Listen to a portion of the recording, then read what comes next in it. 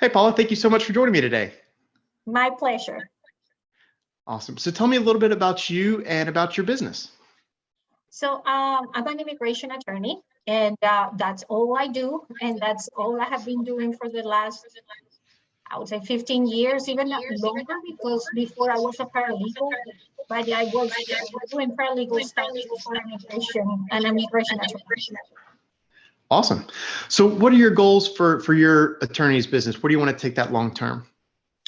I would like to grow my business, serve more people, more businesses, more families. Pretty much growing, but without losing the personal touch that I think that is what distinguishes us from other businesses, especially other law firms. Perfect. Perfect. So who exactly are you trying to help? Who is your target customer? It's individuals that are here trying to get legal status or that are abroad and are trying to come here legally. We serve families that are trying to be together to bring family members for family unity, and also companies that want to bring employees, they want to bring talent.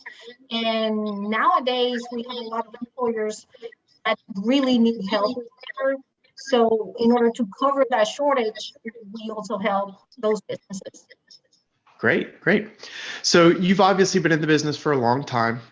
What is one mistake you've made or a lesson you've learned along the way that other business owners could learn from, irregardless of what industry they're in?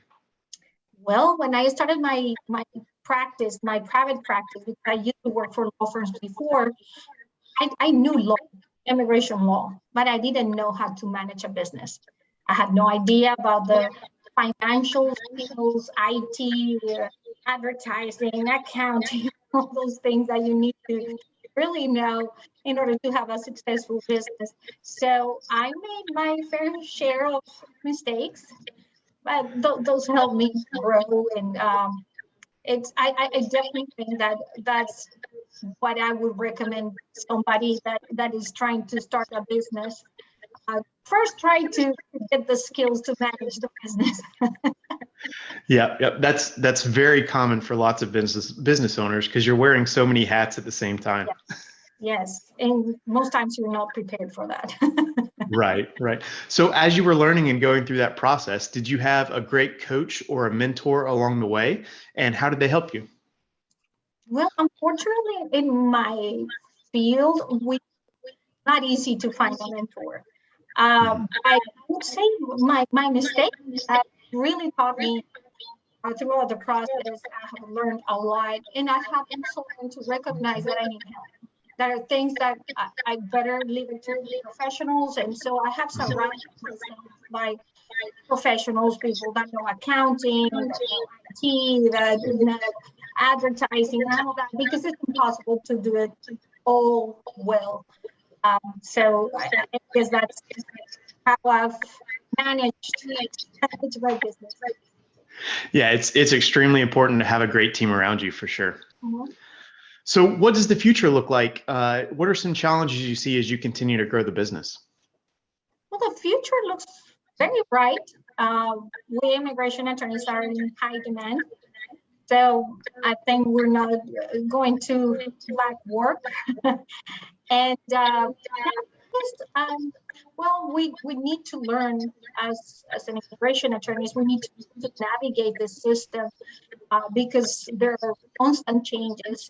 Usually they depend on the political landscape.